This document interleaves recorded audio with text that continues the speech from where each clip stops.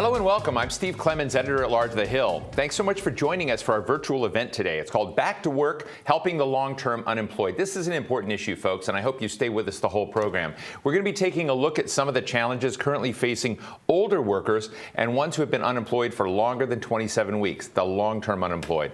Before we begin, I'd like to thank our sponsor, AARP, for its support of today's event and these really important conversations. As part of the fallout from COVID-19, older workers and the long-term unemployed are facing more than the usual stumbling blocks. The job market has evolved, new technology is being adopted at breakneck speed, and age discrimination really continues to be a factor out there. The obstacles are even greater for older workers from underserved communities. Job training funds proposed in the $1 trillion bipartisan infrastructure bill aim to support workforce development across generations. At least we hope that's the way it comes out.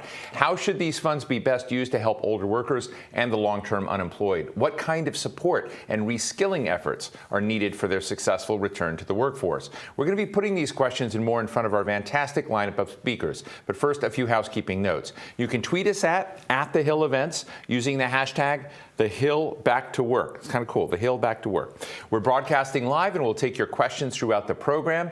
As with any live stream, if it goes wonky on you, just throw it through the window. No, just push refresh the page and it should all work out. At least that's what I'm told. My first guest is Labor Secretary Marty Walsh. I'm used to seeing him as Mayor Marty Walsh, but his Secretary Marty Walsh. Prior to leading the Department of Labor, of course, he was mayor of Boston for 7 years. Secretary Walsh, it's great to see you. Thanks so much for joining us. Look, I keep wanting to say we've come through the pandemic, but honestly, we're not through the pandemic. It's still with us, and it has really hit a lot of Americans very hard. It's changed the dynamics of the social contract around labor in many ways. And I just love to kind of hear your priorities of working Americans. What are you working on? What's on your dashboard as very significant right now within this time of COVID? Well, first and foremost, thanks for having me today. I'm excited to be on. And also, thank you for the topic. I think that oftentimes older Americans, older workers often get overlooked, and we're not looking at how do we fix the problems in our country. The beginning of last year, March of last year, the pandemic hit America, and I think that we're still living through the repercussions of what the pandemic has done to our job market. And so we have lots of work to do. So one of the things that I'm looking forward to is the Build Back Better piece of legislation that's going through Congress. There is lots of investments in there in job training and workforce development. And I think that what we're experiencing right now in our country is that as we think about job training programs, maybe in non-pandemic times, we would be looking at emerging industries, emerging technology, and how do we skill people up. Right now, what we're looking at is how do we give people the tools they need and the skills they need to be able to get a job in this market, quite honestly, particularly older Americans. You know, so Secretary Walsh, one of the interesting things I'm interested in, because there are a lot of details in the reconciliation bill and in the infrastructure bill that we haven't all been acclimated to yet. But one of the questions I have is when it comes down to what you said, reskilling, upskilling, taking workers that have been incumbent workers at some point and giving them the skills. Is there a kind of generational inclusion frame in those bills, to your knowledge? I don't know if there's going to be a frame in the bills yet. I know the bills, it's still in the process of being negotiated, but there's definitely a frame here at the Department of Labor as we think about allocating getting these dollars out in the street, whether we get these dollars directly to states and cities, whether we get these dollars directly to programs. We have to look through that lens. There's no question about it. I think that, we think about, I get asked the question all the time, what's going on in the economy? How come people aren't going back to work? And I think there's lots of reasons for that, and which we can get into if you want to. But I think ultimately what we're focused on here at the Department of Labor is how do we make sure people are prepared for the jobs that are available right now, and particularly those folks that were maybe in a career that they felt they weren't getting fulfilled, they weren't making enough money, they need more money for their retirement. We need to make sure that as we get these dollars out the front door, not just the Build Back Better dollars, but the dollars that we currently have through just regular appropriation process, that we're making an impact on. When you were mayor in Boston, you were very popular and famous for job creation, for building diversity, out there, kind of raising the issue and I guess the opportunities of a more diverse workforce. But I think, as we talk about long-term unemployed, which is people that almost, fall out of the workforce because they get tired of, trying to stay in it. I'm just interested as a mayor, are there lessons that you had from that experience that help you now in the job you have to begin addressing those folks that are the long-term unemployed and how we successfully bring them back? Yeah, there's no question about it. I mean, as mayor, you lay down a foundation to try and be, diversify the workforce and create opportunities and be inclusive. But what's different right now is it's just a continuation of being mayor. It's the sense of urgency, the sense of now that we have to act quicker. We don't have the time to lay down a foundation and 3 or 4 or 5 or 6 years from now benefit from that. We're dealing with populations of people, quite honestly, that are going to need to get back to work, and they're going to want to be in a better situation in their life. I think that part of what we're seeing here with the job openings in our country is that people have had a year and a half of not working or working in their industry isn't there anymore, and they're saying we want to go back to something different. We don't want to go back to the way it was. I don't want to go back to the same old job that I had before. It either wasn't fulfilling, wasn't gratifying, or I didn't make enough money. So I think that it's the sense of urgency. So I kind of view this in some ways as a continuation of being mayor, except I'm the Secretary of Labor for the entire United States of America, and my constituency, our constituency, is every city and town in this country. Later in this program, Mr. Secretary, we have Nancy Lamont speaking. She's going to be doing some interviews. And Nancy, as you know, is Executive Vice President of AARP. They happen to be doing this, but she's got a great line. She says the future of retirement, I need to say, is work. And I, sort of. And I think she's right. You see more and more older Americans wanting to remain engaged, wanting to remain active. And I just sometimes feel like our system is stacked against them, that there's ageism, that there's just an infrastructure of corporate norms and work norms that are biased against older workers. And I don't know what your views are on this, but I'm just wondering, do we have to dismantle some of that? Do we need to reshape some of that? What are some of the thoughts that you have now in the Labor Department about creating a greater embrace for older Americans? Because if she's right, then we've got to find a pathway to make that work. Well, I just want to add 2 more things to your list there. One is the constant threat of Social Security, losing Social Security, and also, I don't know if the right word, it's not deterioration, but the lack of pension plans. So when I was back as a state representative in the legislature in Massachusetts, I was concerned about someday we were going to have to set up a system, a safety net system for retirees or people wouldn't be able to retire.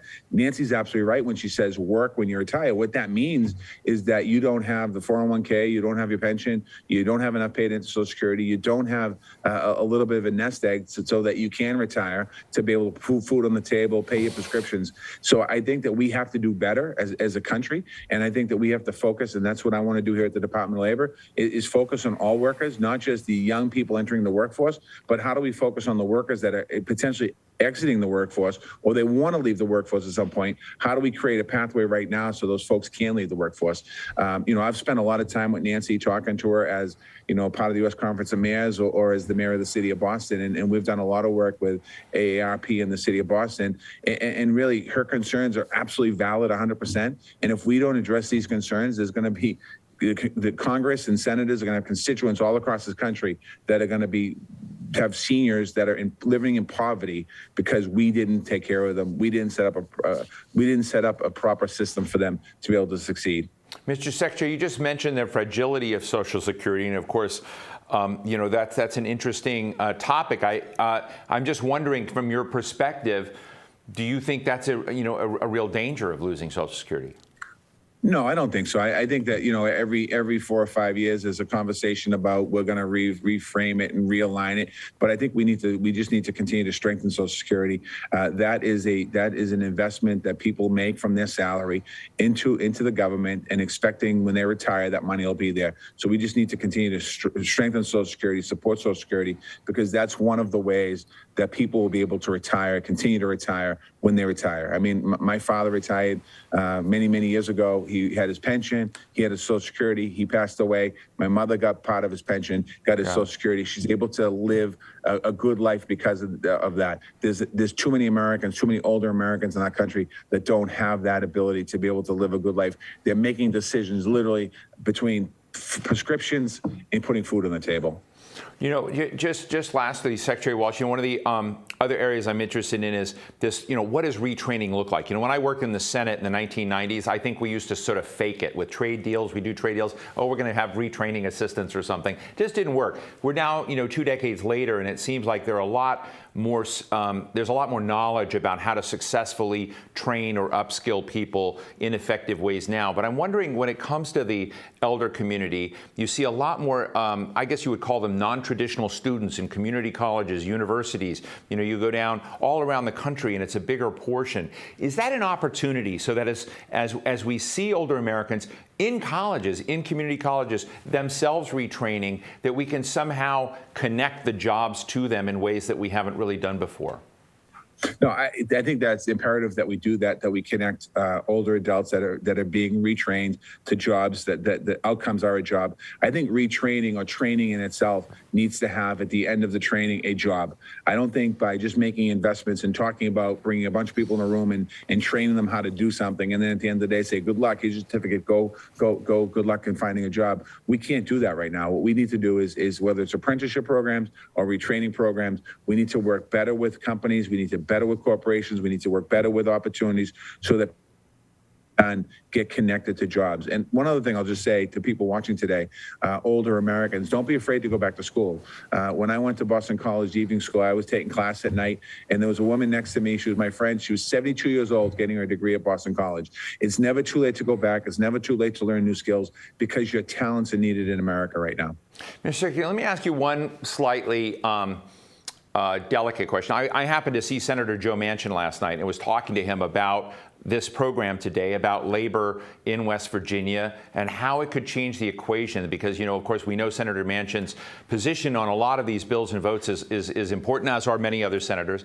But he said, somehow we need to kind of look at where people are, and particularly some of the states in the country that have the lowest per capita income, and make this equation work for them. Make that labor contract, whether it's, union jobs, non-union jobs, how we kind of begin looking at that pathway. I know this is a state-specific question. There may be other states that are just like this, or regions in the country, the Appalachians, et cetera, where you have a lot of unemployment still, despite having very low unemployment in America right now, but you've got these places that are endemic. Is there some sort of way we should be looking at how we go into these communities and create training and jobs, as you said, in places that are sort of at the lower end of the spectrum right now on some of these questions? Yeah, I think first and foremost, you need to go in and talk to the companies in those areas to see what skills that their workforce needs, number one. And then if you're a governor in those states, you have an opportunity to say, listen, I have a network, a pool of people ready to go to work, and we're going to train them up. We want to attract your business to our area. As mayor of Boston, when I was there, we brought a lot of tech companies into the city of Boston in the last 5 years. And I would spend a lot of time talking to the tech companies. Is there a way for us to get some of these high school graduates, not college graduates, entry-level jobs into your companies? And they're like, absolutely.